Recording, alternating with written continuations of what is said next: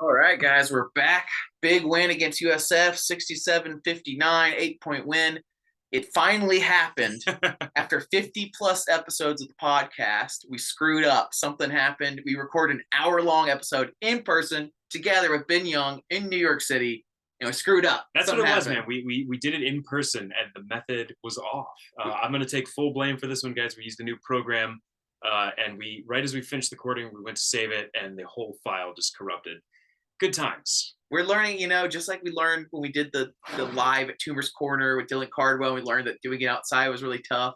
Just like we tried the live in Brooklyn episode that worked out pretty well. We're just learning every episode how to do this as we go.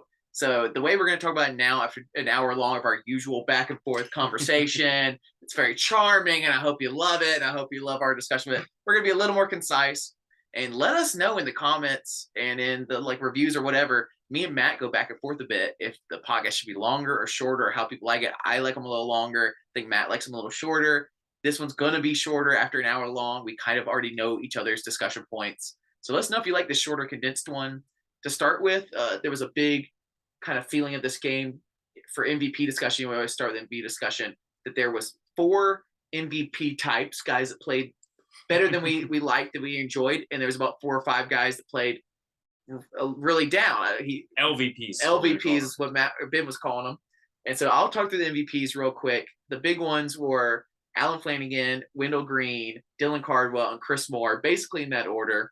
We ultimately got to Alan Flanagan, actually. Surprisingly, guys, I got burnt by Alan Flanagan last year, so it's a big deal that we named Alan Flanagan the MVP. USF got burnt by Alan Flanagan tonight. Yes. And he finished with 18 points, just an incredible display. And if you watch the game, we kind of had trends a little bit. We had a really tough first half, and Alan Flanagan kept us in it, hit some threes. I believe it was 50% from 3. I think he went 2 of 4. 3 of 6. 3 of 6 even.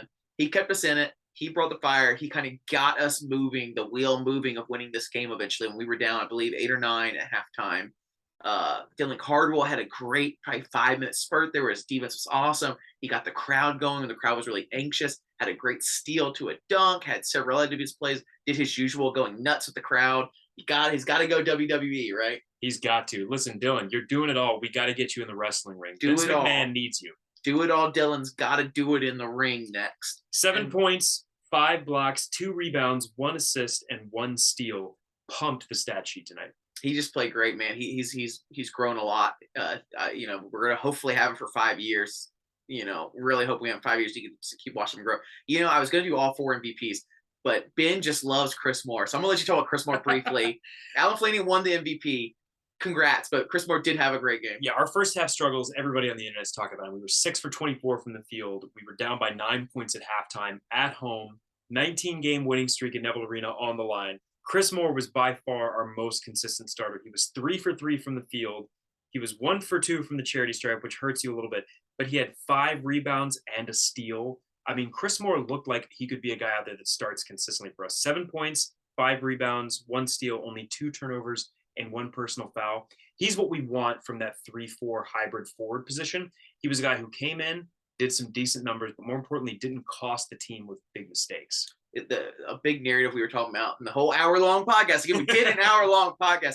Was these guys let the game come to them? A lot of guys let us down tonight. A lot of starters, a lot of guys we kind of expected it, but the game came to it. Really felt like Flanagan didn't go out there and try to make some crazy plays. He didn't take these charges or try to make bad shots. It was almost 0 from Chris Moore, from Wendell Green, from Dylan Cardwell. None of them I could feel like pushed the limits. None of them felt like they were shooting any shots I didn't want them to shoot, and they just happened to go in. One of the tricky parts I wanted them to. Yeah, and one of the tricky parts about our MVP discussion was Wendell had a huge night. He finished with 20 points. He had 4 rebounds, 4 assists. He had a steal tonight that was really huge towards the end of the game. He did most of his work in the second half. He did a ton of his work from the free throw line. But at halftime, you didn't feel like Wendell was who had us in the hole. Wendell was being patient. He was waiting for his opportunities. And in the second half, they came and he took advantage of them. But you expect that from the point guard in a Bruce Pearl offense. You expect him to be a guy who's going to go out and drop 20 points and be somebody who is stirring the drink and making things happen for everybody. And I think you're seeing that this team runs through Wendell. And I think something we missed a little bit the first time we record this, and want to underline again. He was out with 2 fouls for a lot of that first half and into the second half. That's a big reason you didn't see him as much, and a big reason we saw Trey Donaldson a lot, and a big reason the offense sucked. We can be real about it. It was bad. And I wonder how much of that comes down to the fact that Wendell wasn't out there stirring the drink. And there was a time, I said that it went kind of from Flanagan to Cardwell to Wendell, and Chris Moore was in there throughout the time. There was, in late second half, I think 3 possessions in a row where Wendell just blew past people. Maybe he was fresher, I don't know, but it was great to watch him blow past people and get in the paint and score. He hit a 3, I believe, at one point. It just was that last end of the half. He had a lot of free throws at the end. It really felt at the end of the game, he iced it. He took over the game and said, no, this game's over. It just, Flanagan won out at the end, mostly because of those 2 fouls that Wendell was out for a while. So Flanagan was the guy that was keeping us in it. And because, he kept us going the whole time when Wendell kind of just solidified it at the end. And talking about one of the common themes amongst all these guys who were valuable players tonight, because they filled the stat sheet. Early, Flanagan didn't look like he was necessarily going to have the huge night that he did. We saw the hustle plays on defense. We saw the rebounds. Flanagan had a block tonight. And although he had 5 turnovers, he had 4 rebounds, 1 assist, and 1 block. So in a way, all of that sort of evened out. Anytime he made a mistake on offense, he made up for it with the way that he was playing defensively, which was huge. And the filling up of the stat sheet helps us transition a little bit to our LVPs. Can I say the MVP discussion was sponsored by Coyotes? Go to Coyotes in Auburn. Have a good time. They have really good drink deals. They're great to go during the week. We love Coyotes. Let us in next time we go. Yeah, Coyotes doesn't exist anymore. No! R.I.P. Coyotes. If you're younger and you don't know what it was a good time. Also, for any kids and family members watching on YouTube, Jackson's having a nice, delicious soda tonight. It's a nice. Out of his. We all know we love the Gosling's rum. I would never drink anything other than Gosling's rum. And tonight he is drinking purely non-alcoholic beverages. Yeah. So let's talk about our LVPs. We had an amazing night from Flanagan out of our 3 position. We saw him in a couple of rotating points get the ball, open looks from 3, and he hit. You know who didn't do that tonight? Well, the guy's not here on the podcast, and he's not here to represent his boy, and his boy didn't show up. Matt, I can't help but blame Jalen Williams' poor performance on your lack of performance on this podcast. Yes. When Matt is two games in a row, Matt hasn't come on, and Jalen is just deteriorated. He didn't hear his name last pod. He doesn't know what to do with himself. Matt, we've got to get you back on the podcast so that your boy Jalen Williams can show up. He saw some great open looks early, and boy, did he miss on all of them. Jalen Williams finished 0 for 4 from three-pointer tonight. He was 1 of 5 from the field. He had 6 rebounds total, 3 assists, and a steal and a block, but just could not score. I don't know what was going on. He hovers around 3-point line. I don't know if that's a strategy. I don't know if that's him. He had one where he could have put his head down and scored a tough 2. He went for a hook. It was great. He went in. But the fact that he's still hunting for these 3s and hunting for these long 2s when he's 6'8" and a big guy that's physical that we expected at the freshman year was going to be like just a guy that was an athletic freak, he's still not doing it. We talked about it a bunch in the hour we recorded this already. And we talked about how his potential as a size guy was meant to be brought out specifically against a team like USF, against a team with bigger guards. That's what everybody on the internet is talking about. There is a formula to beat Auburn, and that is to have big physical guard play. And we have a guy in Jalen Williams that we feel like can be a scorer from that 3 position who just didn't do it tonight. But more importantly, we didn't have a 2-guard tonight. KD Johnson missed almost the entire game with 4 personal fouls. He didn't score a bucket. And Zep Jasper. Triple-double of doing nothing. Zep Jasper, 0 rebounds, 0 assists, 0 points. He had 3 big steals in the second half. So that was a place where you really saw our depth come through. We had 10 guys that played tonight. If Chance was fully healthy, we would have had 11. We did see Chance dress tonight and warm up with the team, but he did not play. And South Florida only played 9 guys. So again, you see one of the amazing things about Bruce, the way that he has built this program now that he's got all of his scholarships back, our depth can overcome a lot of problems on this team. But I don't think you can have a night where Zep Jasper and Jalen Williams combine to go 0 for 8 from 3, and we're going to expect to win a lot of games. And Zep, this was an experiment with Zep this year for him to be an offensive tool, to be a guy that can go make some offense, and it has not gone great so far in 2 games. There would be some people at home saying, oh, but he played great defense. He did this. Oh, we don't expect a lot. Oh, he can play point guard. This year we were experimenting. If he could be the guy that hits these open 3s, and he missed some great looks from 3 that we really, really need this year with a bad 3-point shooting team. And the biggest guy we haven't talked about yet. He is our LVP of the night. It is big number 4, Janai Broom. 0 for 6 from the field, 0 for 1 from three-pointer, and he was only 3 of 7 from the charity stripe. Auburn, once again, is struggling to hit his free throws. We improved on our three-point percentage from 16% to 20% game 1 to game 2.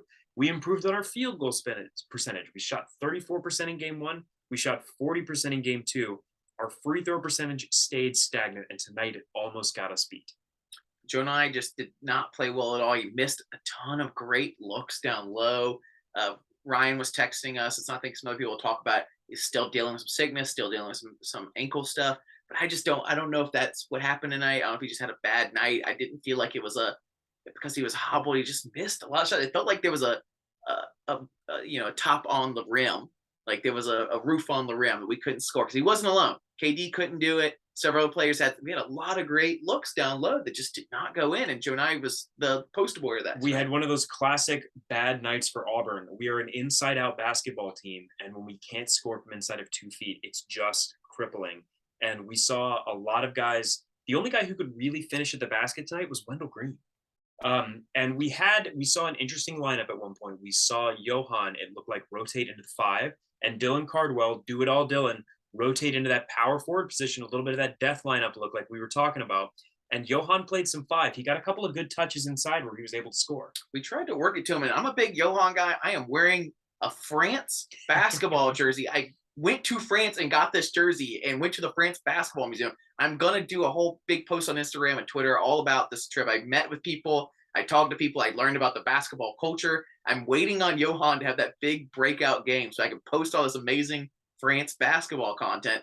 But he's looking a little lost out there. If you're trying to project out right now, I really thought Johan would look like the Chuma Okeke, Isaac Okoro, where the game looks slower for him, but maybe he's tentative and just isn't making those shots. Right now, he doesn't necessarily look tentative. He looks lost, and like the game's a little quick. He only played, I think, 13 minutes, I believe. Yeah, 13 minutes. So he didn't play. His minutes went down from game 1 to game 2, and it did look like tonight was a little bit fast for him. He was playing against a little bit more size, so that's going to be something to keep an eye on going forward. But we need him. We need him to be good. If we want this team to be good, if we want this team to compete for the SEC, he's got to be good. And it's going to be, I think it's going to be a big climb for him, bigger than I thought it was going to be. So we just got to hope when Chance comes back that maybe he's, in front of schedule while Johan's behind schedule. We survived some really bad numbers tonight. We committed 20 turnovers tonight. Last season against South Florida, we only committed 14. So we lost the turnover battle. We lost the turnover battle. South Florida only had 17 turnovers tonight, so they were +3 in that. This was at home, and we have to win that stat. That's honestly, if we're going to shoot this badly, we're going to play this hard defense, we got to get the turnover battles on our side every night. Pointing to that harder defense, we were out-rebounded 43 to 41. At home, including 20 to 15 on the offensive glass. Second chance points were huge for South Florida. It felt like neither team shot well at all. And if the next stat you'll see, neither team shot well at all, and they stayed in it off of those offensive rebounds. Yeah, it was tricky, particularly as the game went on. Again, this is another depth moment. We finished shooting around 40% from the floor. They were at about 35, 36%. They only hit 52% of their free throws. So again, if we can stay in that 70% range, this game isn't even close. We're getting to see some more quality Lior minutes that we didn't get tonight. And we did hold South Florida to 2 of 14 shooting from 3. So we actually won the 3-point shooting battle while only shooting 20%. So thank God they shot that bad. They did have some amazing assists off of 3-point shots. What they would do is they would miss on purpose as an air ball and then scored 3 different times off of air balls. It was so frustrating. But if you're not like Jackson and you believe in real assists, we did win the assist battle. We had 12 assists to their 7, and most importantly of all, for Jackson, we won the block battle. Ladies and gentlemen, the block party. We blocked 7 shots tonight. South Florida only blocked 1 shot. Tied for 3rd in the nation right now in blocks. We have 10 blocks on the season. Only Delaware and Purdue, I believe, have more blocks. And Purdue's got one of those freaks at 7'4". Purdue always has these weird, huge white boys. I don't know how they do it down there. Every single year they have a huge white boy. Just check it out. They have like 2 Walker Kesslers on their thing. Anyway, so it's great that we're keeping the block party going. Let's not call them Walker Kesslers, because Walker Kessler was amazing at many more things than blocking. And as you can see, we're missing that pretty hard tonight. So up next, Auburn is playing against Winthrop as part of the original home part of our Cancun tournament. where we have a couple of teams that are going to host some teams that are in that tournament before they go down. Winthrop is 1-1 on the season. They opened the year with a loss to Penn State, and then they played against Piedmont, which I believe is a Division II team. They won 78-56. They lost by almost 30 points to Penn State, but they're a pretty good shooting team. They're averaging around 45%. So they're shooting about 12% of percentage points better than us. So that's going to be something to watch going in. What about the Mexico tournament? Bring that up. Yeah, the Mexico tournament, our next game will be against Bradley down in Cancun as part of the Riviera division. But prior to that, we have our 4th home stand in a row, Texas Southern. So we got a couple more home games before Auburn finally starts to go and play on the road. Hopefully, we will see Chance Westry come in and get some minutes there at the 2.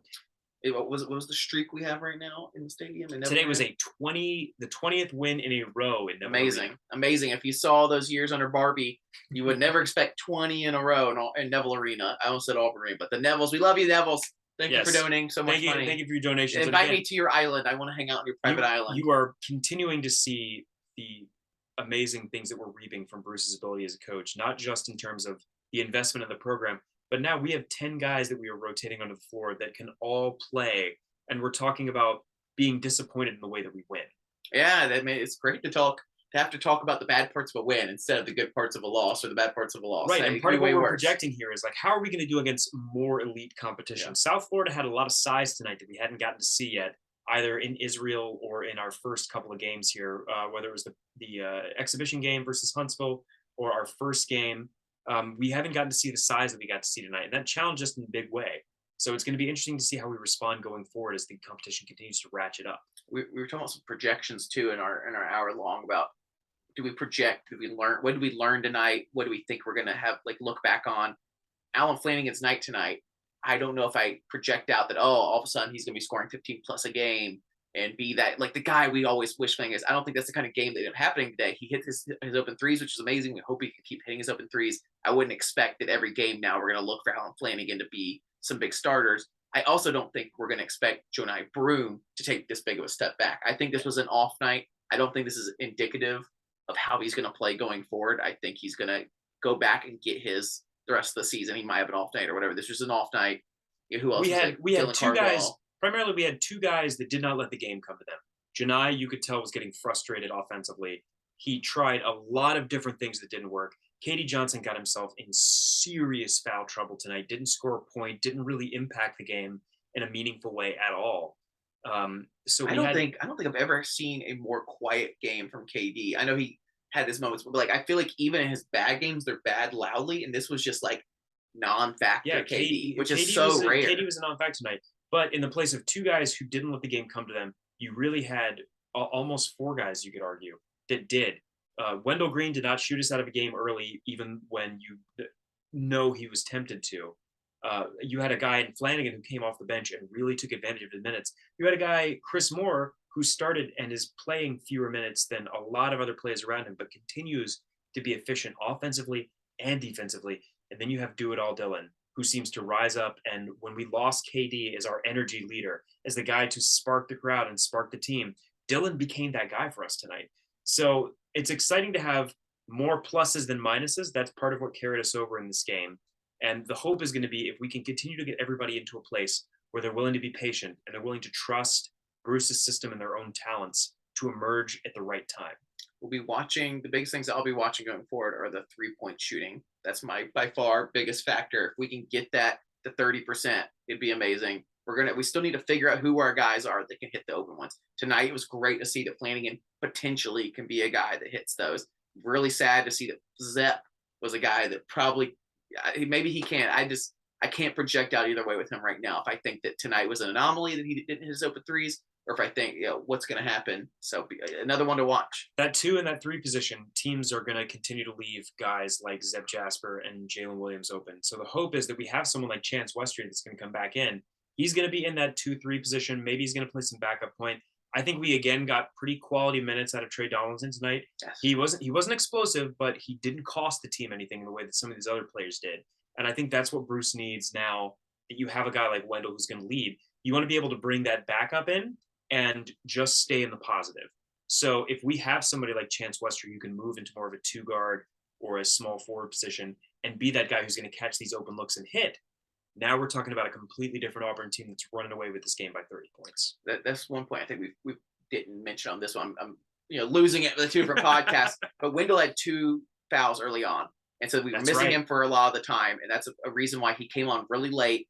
And he almost won MVP because he came on so well late. But Trey had to play a lot of minutes, and we're kind of watching some of these early season stuff. That's what's so interesting. A lot of these games are not big time matchups for us, but we're getting to see some really interesting, maybe the most open man rotation. Anybody could steal points from anybody or starting minutes from anybody. So we're watching a lot of that kind of stuff. Trey Donaldson played a lot. I think he was fine. I think you're seeing in the first game when Trey was in, the offense looked so much more stagnant. Wendell clearly is the guy we're playing through this season so far, at least at this point. Wendell was out for a good portion of the game to start. And I think that's a big reason why the offense looks so bad. We looked this bad against USF last year again too, so maybe it's the size also, but I think a big portion was that Wendell wasn't in and he wasn't stirring that drink. So something to watch, that even though Trey's not turning the ball over and he scores a couple times, if the offense just gets completely stagnant while he's in there, that's a huge deal. We might be experimenting with Chance at the backup, Zepp in there at some point. We'll see. Yeah, in our first game, our 10 rotating guys, nobody played fewer than 13 minutes. Tonight, Trey only played 11. Part of that was we had a 2-guard system with KD and Zepp tonight that really did not work. Both of them went over 4 from the field. KD shot 2 3-pointers, neither of which went in. Zepp shot 3, most of which were. Shout out to KD for not shooting 10, 0 of 10, because that's not. He does that sometimes. The 4 fouls did not help him there. But you can already see where we're really missing some quality minutes from that guard spot. So it'll be interesting to see if we experiment with Trey getting some longer minutes, or if Chance becomes healthy, where he slots into this rotation, because we have a lot of guys playing 10 plus minutes, which is a luxury. Yeah. Well, we said we would keep this one shorter, Ben. If you think of anything else we talked about in that hour long that you still want to get in there, guys, let us know what you think about the shorter episodes. Yeah, if you've got feedback for the podcast, please comment on YouTube. Feel free to rate us 5 stars and then give us your criticisms. And we will love to take some feedback to learn more about the structure of the episodes. Matt will be back before you know it. I know he missed the first 2, and he's probably dying that we talked about Jalen Williams and how bad he played without him on here to defend him. Matt, Jalen needs you. You got to get back on the podcast. This is what happens when you're not on the podcast. And you'll see Ryan some too. You'll see Ben. You'll see me. Hopefully we'll have a big rotation this year for the podcast. Ben? The Auburn jungle is going deep, just like Bruce Pearl's basketball teams. Yes, sir. Ben, War Eagle. War Eagle Jackson.